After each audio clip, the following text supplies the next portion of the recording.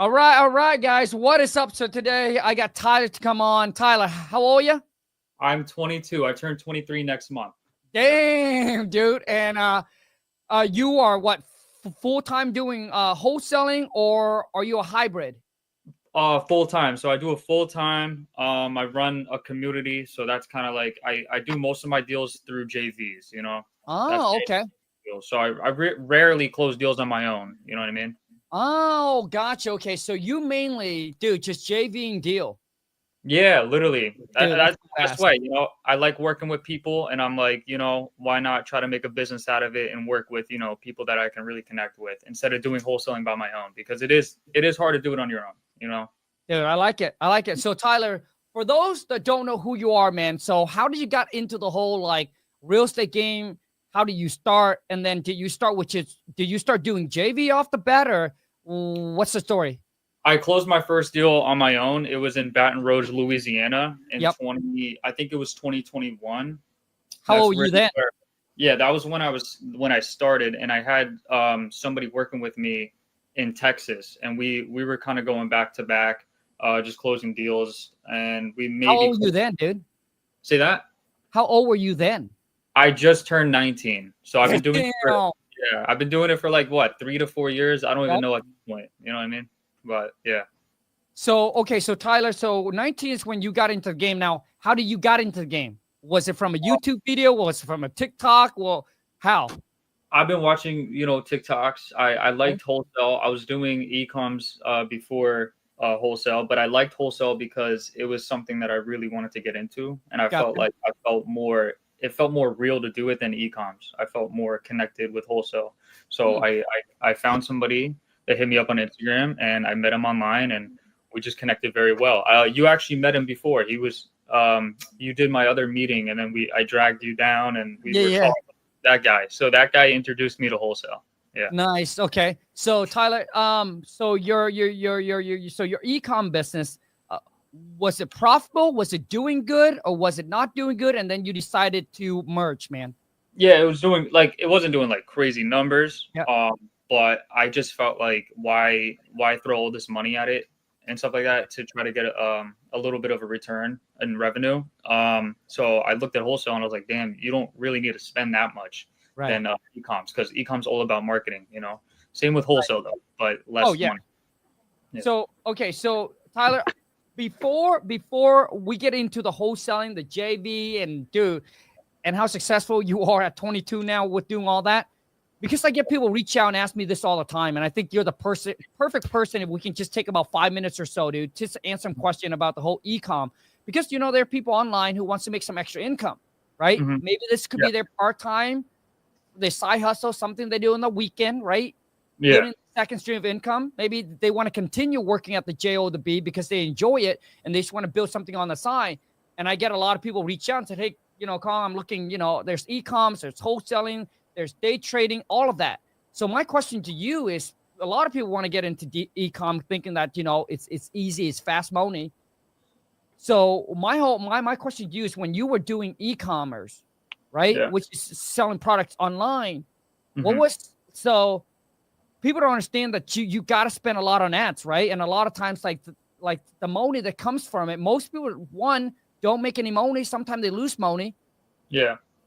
I think the best way to go about it, especially nowadays, is what I realize is branding yourself, kind of getting a name, like kind of how you do it, and Yep. then like how I have a name and you have a name. Yep. You make a product behind that and you sell it to your audience. That's the best way to go. Kind of like making your own brand instead of wholesaling the product like we do for houses. Like Yep. always have a name behind your business, and that's where a lot of people go wrong with drop shipping. I feel like I got it. yeah. Okay. So Tyler, at 19, when you do your first deal, man. Yeah. So at 19, when you do your first deal, was it Mhm. was it directly, was that your first actual wholesaling, or Yes. was it a JV deal? No, it was straight up me. It was the seller. I remember everything. He he was just he was gonna flip it himself. He got the whole house. I have before and after pictures, but I probably have to go find it. But Okay. it was in Baton Rouge, Louisiana. The seller he also wholesales, he also buys, he also sells, he does all the above. So he knew I was wholesaling right off the rip, you know. And I got under contract. I only made like 8,000 or so out of it. Like it was like, how long did it take me? So I mean, it's hard to put like a time on it, but I'd say like 4 months from when I first started to then when I found that deal and closed on it. It was actually $12,000. So yeah. Damn. Okay. So it took you 4 months to close your first deal. It took me 6 months, right? And listen, there's some people that watch this and watch a YouTube video and did it in 30 days. Yeah. So it just really depends, because I get people ask me all the time. You know, obviously we have students. I have students that took him 9 months. Some students it took them a whole entire year. It's like a lot of times when they get in and then they don't do anything for 6 months. So that's kind of the whole thing. Hold on a second, Tyler. Sorry, the wife just texted me, so I gotta. I gotta text her right back. Otherwise, I'll get in trouble. Yeah, I hear you. Okay. Hold on a second. And Tyler, my whole thing is, dude, is that I just want to keep everything real and straight up, which mean I believe, dude, for all of you that's watching this online, I need you guys to understand this, and this is as real as it's gonna get. People don't change or shift to something else if their current business is already doing good and they're happy with it. People shift. Sometimes maybe they are making a lot of money, but maybe they're unhappy, right? Just like Tyler. Maybe he's doing new e-commerce, but I'm telling you, most people who shift directions, go doing something else, they merge into a different business or doing something else because they're unhappy and it's not as profitable as they want it to be. And they find something that they felt like they can scale faster, easier, and that they can make way more. There's way more opportunity, right? The amount of work that they put in and for the upside, just way more. That's why they're willing to let go of whatever it is that they're working on. That's how it is. So when I look at it, that's just how it is. Because listen, if you're happy with what you're doing and you're making a lot of money from it, there's no reason why people would change. Tyler, for some reason, I can't hear you.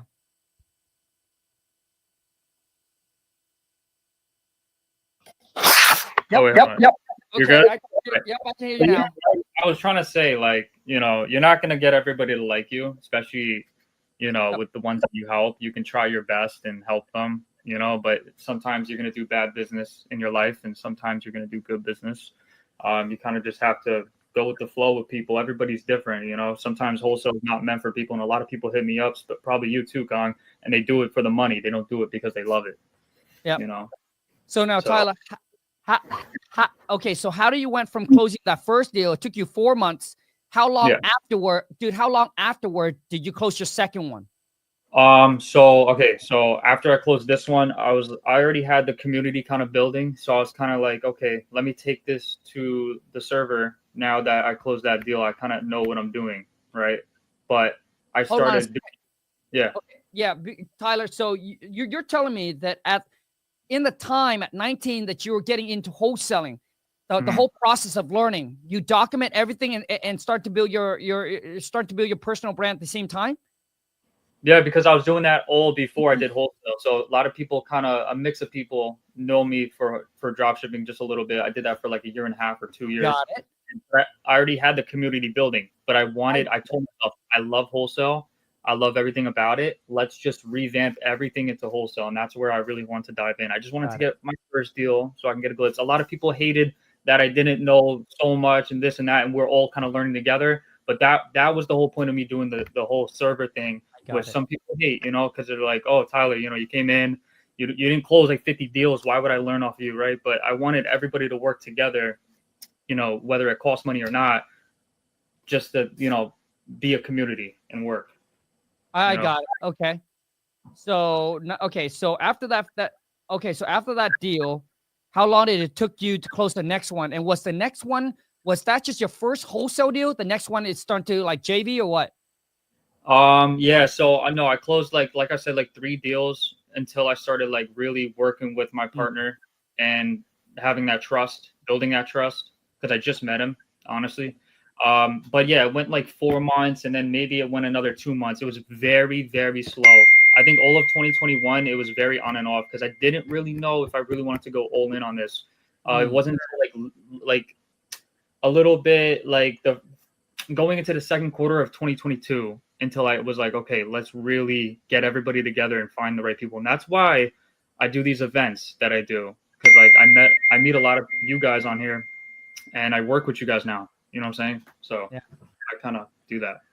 Okay. So, when did you went all in and then all you're doing is JV, Tyler? Okay. So I do all JV now. Yep. Like, I don't know. The last time I closed the deal by myself was probably like in February of this year. Honestly, it was when deals kind of get put on my table. Like right now, I have 4. I have right now that I'm working on. I'm working on a PA one, Montgomery, Alabama one, and that's a good market. And then 2 Texas land deals. So that's all I have right now because I have to focus on this PA deal because now this year it's a little different for me because I'm trying to buy another house like I did with my other one. And I remember showing you on my other meeting about the first house that I was going to buy, and I actually pulled the trigger and bought it. So I don't know if you remember that. I mean, we can definitely talk about that, dude. So Yeah. So Tyler, when did you do just JV? Like, has it been a year? Has it been 2 years? Like all JVs? It started in like I said, 2022, and I still do it. I just think everybody works together. I close a lot of deals with a lot of different people. It's not even just like the same person back to back. It's really just it's come and go type of people, and I've been doing it since 2022 and until now. Okay, and how many deals are you doing? How many JV deals are you doing per month? 3 to 5, and I know within my whole career from 2021 to now, I've been keeping track. I've closed 78 deals in total. So some months I close 0, and then the next month maybe 5, but it all adds up, you know? Yeah. So. Oh, dude, bro, congrats. Because a lot of you don't understand. Most people close their first deal. They might get lucky, never ever do a deal again. Some people might close a deal and then they might do 1 or 2 a year. But for you to get to the point where you can actually do consistently, dude, it takes a different type of a beast to like really, really ramp it up, man. So, hey, congrats at 22, dude. Bro, that's awesome. Yeah. Now, people always want to know numbers, dude. So off these JV deals, how much are you averaging per month that you're making on an average? So if we close, let's just say my average wholesale deal is about, I've been seeing right now, like it's not even touching 10 grand. It's like 5 grand. So it all depends on like, I look at it like how much work did you put in, right? Did you come in with the buyer? If I came in with the buyer, then I get half, right? I have it whole figured out. Right. But normally I get like, 1,000 or 2 off of 3 deals. I let my people eat, and sometimes I take more, right? But it all just depends. On average, a rack or 2 off of each deal that I close. Gotcha. Between 1 to 2K. Yeah. So Tyler, which means they already got it. So for those of you who don't know what JV is, Tyler, can you explain it to them? Yeah. So it's basically just a joint venture. That's what it stands for, JV. You can do this with anybody, but if you're going to do it with a random person, you're going to have to try to figure out or ask them what title company are they working with. Because if you're doing with new people, you got to be, cautious about that. We had people go behind our backs. And if the address of the property is not in the title company that they say, then don't do business with them. They're telling you a whole different thing, right? But JV, you do a deal with somebody that probably already has the deal, with the seller, communicated, probably got under contract, and you're just coming in probably with the buyer in most scenarios and getting, half of the cut, whatever you and that other wholesaler working with the number wise. I think So Tyler, have you ever done a deal where someone would be like, hey, I got a hot lead here, Tyler, but I don't have to close them. Can you get on and close them? And then we'll split this deal. Yeah. Like, sometimes a lot of people will DM me, and I'm sure people do for you. They'll have a deal, and then, they ask you, oh, do you have a buyer for this? And, sometimes I do. And then by that point we go 50-50. That's how I do it. Okay. Yeah. So if they don't have a property under contract yet, they bring it to you. You get on the phone, or you have one of your team get on the phone, close that seller, and then help find the buyer, also help dispo. And that is a 50-50 split? Yeah, in most scenarios, especially if they did half of the work where they just got under contract and they didn't do any type of marketing, they didn't post it out, they didn't Yep. make flyers, whatever Yep. they do, then yeah, we're talking 50-50, you know. Right. Okay. So, okay, Tyler, if they got the property in the contract, they bring it to you, you bring the buyer 50-50. I understand that. But my question to you is, what if they don't have it in contract and they just found a hot lead? They're like, hey, you know what? My brothers or whoever it is, I know she's desperate. She's ready to sell, but I just don't know how the process works. I don't know how to close them. Can they bring to you, you get on the phone and then you close them? Yes, I'll hop on the phone and we'll talk about the deal. I just need the Yep. info. Like they just hit me up and Yep. but most scenarios I don't get that. Normally Yep. they come to me, they present the deal like I got it. You know what I mean? Yep. Yes. I got you. Okay. Now, Tyler,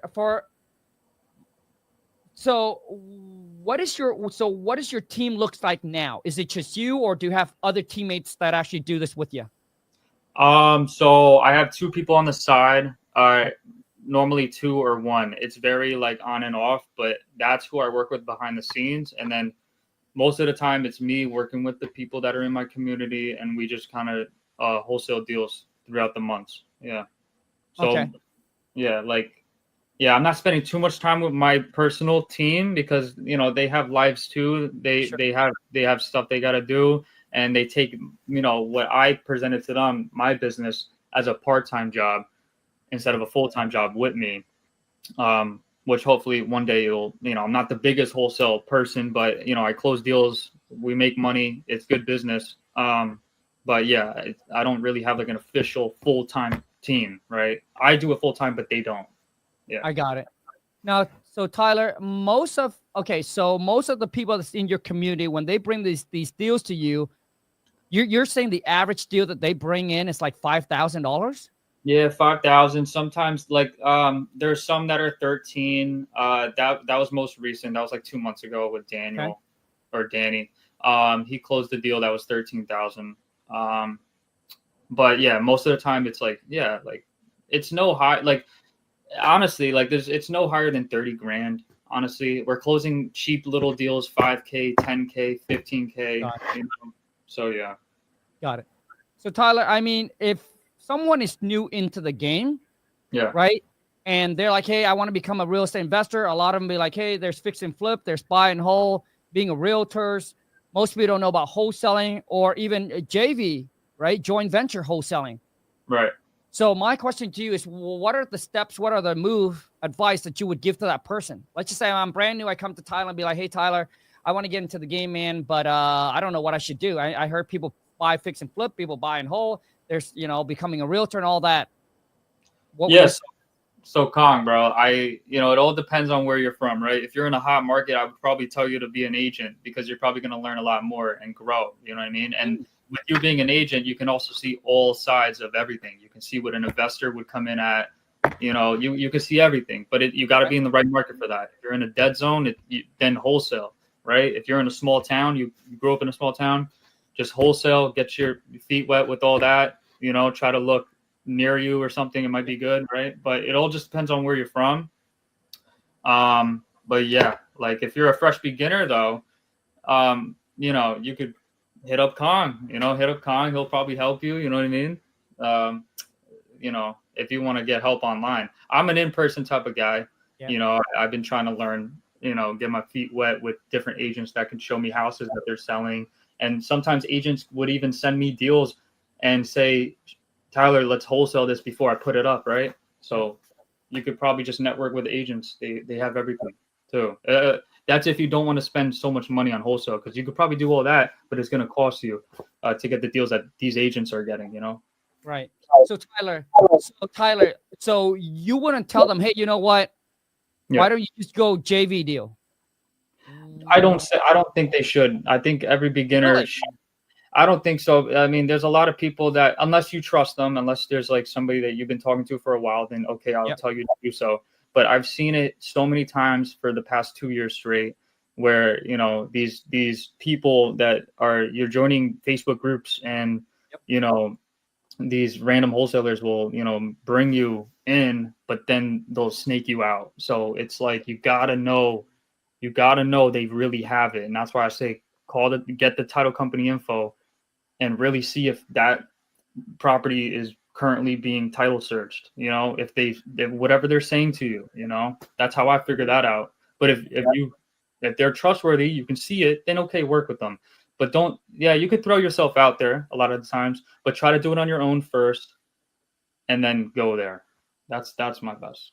I got it. So now, Tyler, how do you protect yourself as a joint venture partner? Okay. So let's just say that I got a deal in a contract. Yeah. I brought it to Tyler, and Tyler, like, dude, I don't know if I should even trust this cat to even do it. But dude, the deal looks sweet. I got to buy for it. So how do you protect yourself? How do I protect myself? Sometimes I'll ask, like, let me see the seller's contract, right? Half the times they're not going to send you it. So you're going to ask if they started title, right? They found a title company. They're in that process. You got to get their title info and call it. And now you're not dealing with them. You're dealing with a title company, and their job is to obviously, help. So you're going to ask some questions like, okay, where do we sit with title with this property, right? That's a great way to do it. That's the best way to do it, because once you're in the hands of title and the property's in their files, yep, then they're not lying to you. You know what I mean? You can go back to that JV person, that wholesaler, and say, okay, I verified with the title company. I feel comfortable with what you told me. Let's go under contract. So then, but you as coming in to working with a wholesaler, a different wholesaler that you're about to JV with, always control the JV's agreements. So have your own paperwork, present it, all that stuff. Never just sign what they're giving you. That's how I do it. Yeah. Right. So, okay. So basically you have this JV contract, right? That you send over to the wholesaler that already has a property in a contract. Yeah. Now, do they sign that before you go into a deal with them and actually start marketing, or once you found a buyer and then they'll sign that JV deal with you? I like to verify first, like I just said. Okay. Right? Yep. Title. I'm not signing anything with nobody yet. Yep. I'm verifying. Once I get that verification, I write up my JV agreement and I get to work. Now that but you're handing it, right? You got the title company information for a reason. You're handing that JV agreement right to the title company. Now you're secured. You're locked in. You can start marketing now and try to sell that deal for that wholesaler. Yeah. Okay. So hold on a second, Tyler. I mean, I want everyone that's interested in doing what you're doing. It's all JV. Now, dude, I'm starting to do a lot. We also starting to do a lot of JV deal as well. But I want people to get obviously another perspective on how other people are doing it. So the question now, Tyler. So, okay, let's just say you did the title. Everything looks good, right? Khang's legit. He does have this contract. He's not daisy chaining it. It is his deal. Mm-hmm. So now, do you send the JV agreement to me? You and I sign, and then you send to the title company, or how do you do it? Yeah. So then, all right. So once I confirm with title, I'm writing the agreement. We already discussed. So basically, half the time it goes. So they'll maybe have the house for $50,000. Yep. And then they're trying to wholesale it for $80,000. Yep. And they might hit me up and be like, okay, Tyler, any offer you higher than 60 grand is what you keep. So we'll write the agreement like that, send it to the title company and let them secure it and let them understand our agreement, what's going on, Okay. So once everything is checked out, title, everything is good. You and the other wholesaler, you guys would come into and sign a JV agreement. Yeah. You send it to a title company, and then you market out to your buyers. Yeah. Yeah. Right. And then once you find the buyer signed the assignment agreement, you send it to the title company, and then they'll do the rest of the work. Yes, sir, Khang. Yep. That's how it works. Okay. So now, Tyler, let's just say that I'm not just working with you, but there's also someone else's, right? So does that wholesaler exclusively have to work with you? Yeah. Anybody else on the deal, like, it all has to come together, and you're in control, especially if you're coming in with the buyer. It's different if you're not, but if you're coming in with the buyer, you have to take full control. Why wouldn't you, right? Well, right. But the thing is, Tyler, my question to you is that, let's just say you did your whole title search and everything is good. Right. You'd be like, hey, Khang, dude, I'm ready to blast this out to my buyer. But before that, obviously, we got to come to an agreement here. Right. That if I bring you a buyer, here's the split that we agreed upon. I sign, you sign. I'm just saying that as a wholesaler myself, am I exclusive just to you? Or I can like, hey, you know what? John just came to me and be like, hey, John said, hey, I also got a buyer for it as well.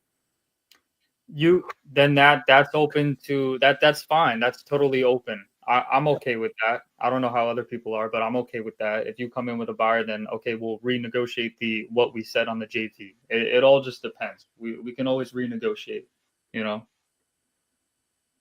Got it. Okay. So it's okay. So basically you and I sign, but then I can also obviously say, hey, there's John too, that also can bring me buyers, and all of those JV contract can go into the same title company. Yeah. Yeah. It would all go to the same title company. But yeah, I mean, it's all up to you. You know what I'm saying? If somebody comes in, normally I write a whole separate agreement alongside with what I already had. And I'm like, okay, me and this other guy right here, he's coming in with the buyer.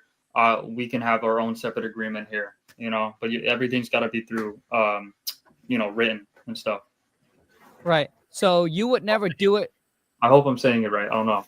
Yeah, yeah. So Tyler, so you would never do it where, hey, I'm the wholesaler. Yeah. And then you come in, you be like, hey, Khang, I got to buy for it. But for me, it's like, dude, like there's no reason to sign a JV contract when I don't even know if your buyer wants to do or not. So why don't you just send your buyer out, have them look at the property. When they're ready to go, then we can sign up a JV contract. Do you do that?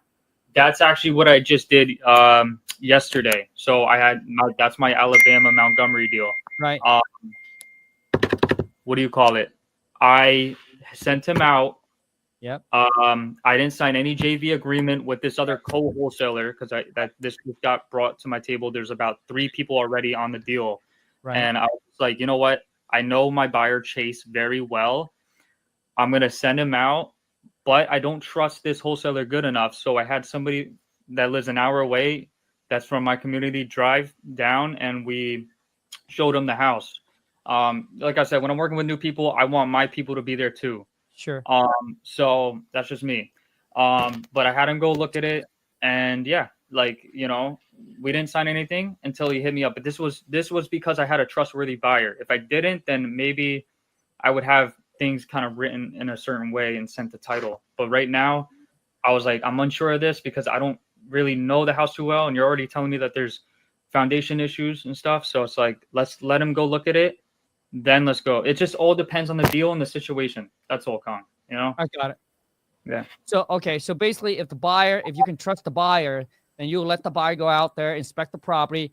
They give you, hey, the green lights, we're good to go. Then you reach out to the wholesaler, then you sign the JV contract, and then you guys just push it through. But let's just say if the buyer's the first time that you work with them and you don't trust the other wholesaler as well, that's when you be like, hey, here's the JV agreement. Once you sign, I know I got a buyer that wants this, right? And then you send your buyers to go out there. I can't hear you. Exactly how? Yes, that's exactly okay. how. Okay. So now, Tyler, the wholesaler, can they technically still go behind your back? If you don't have something written, or even if you have something written.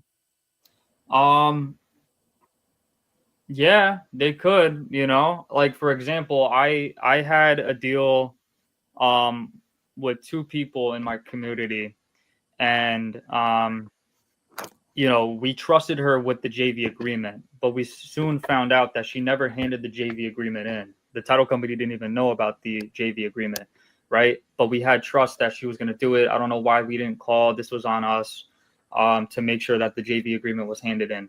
And boom, she snaked us out the deal, and she collected all $7,000 of the deal and only gave us $2,000.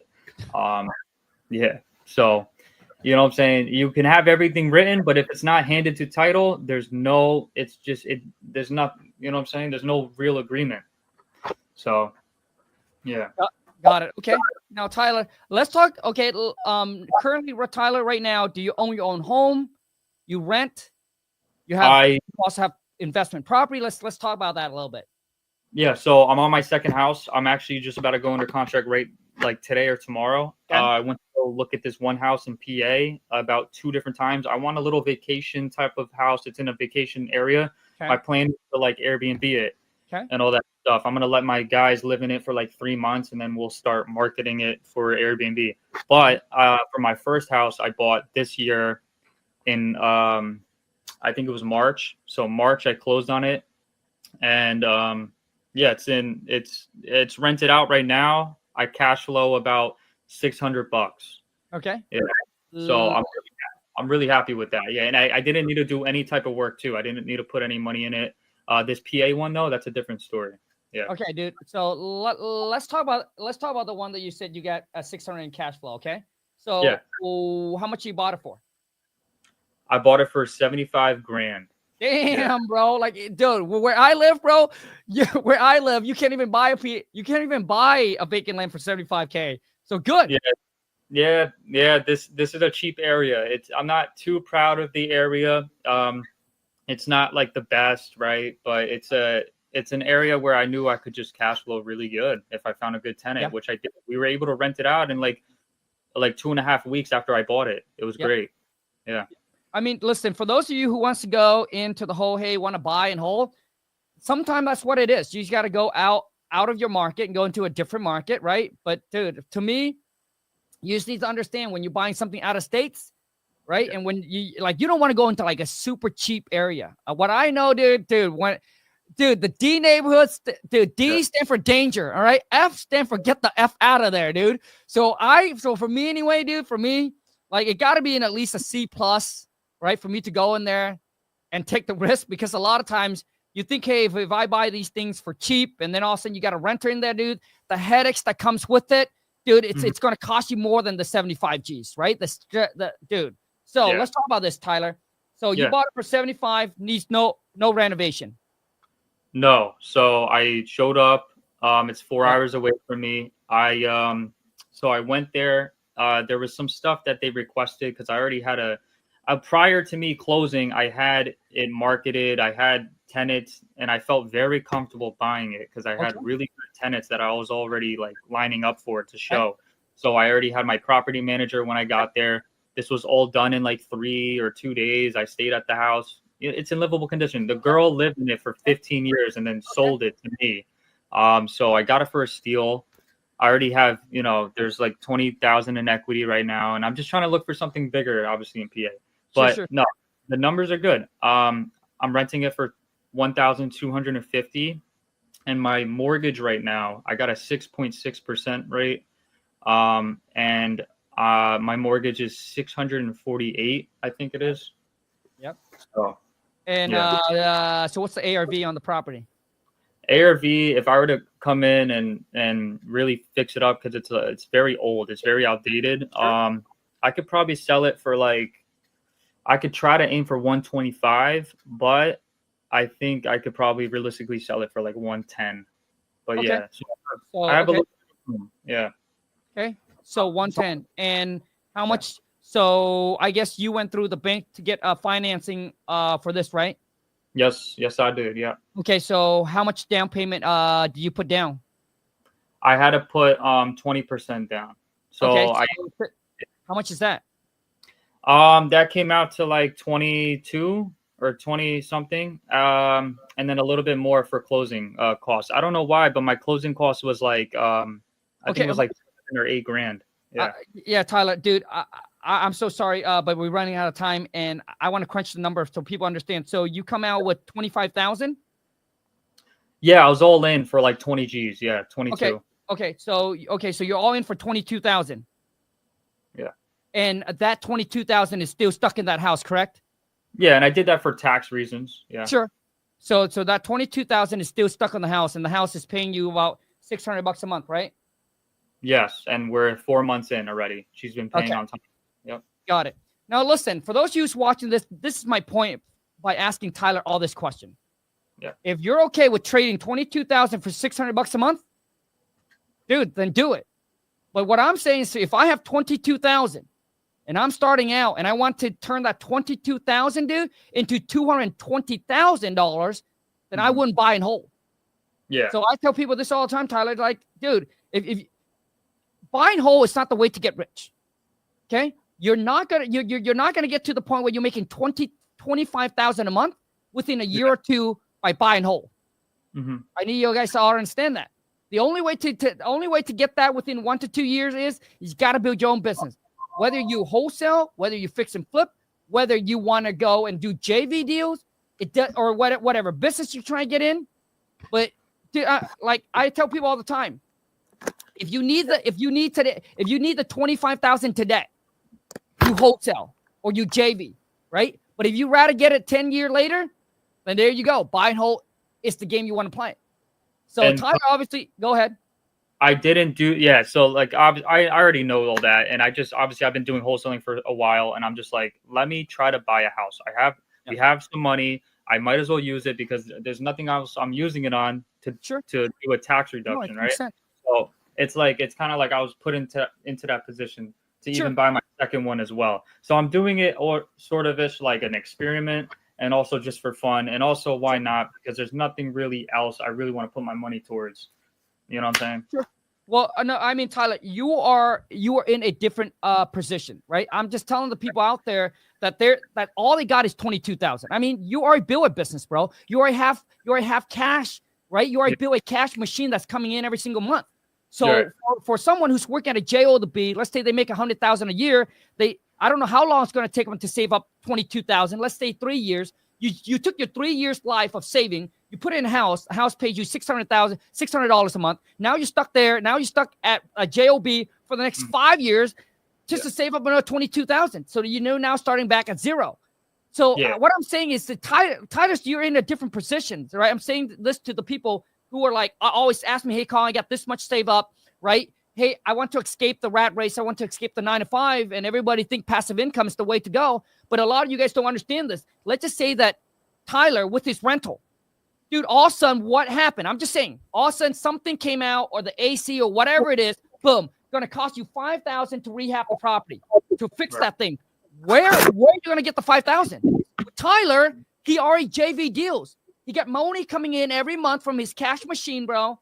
And he'd be like, oh, $5,000, no problem. But for you, now you turn into a motivated seller. You turn into a tire landlord. Now, what happened if later down the road, the renter doesn't want to move out? What happened if they stop paying rent? Now you got to go through eviction, but you don't have the capital to actually go through and turn it to go through the eviction.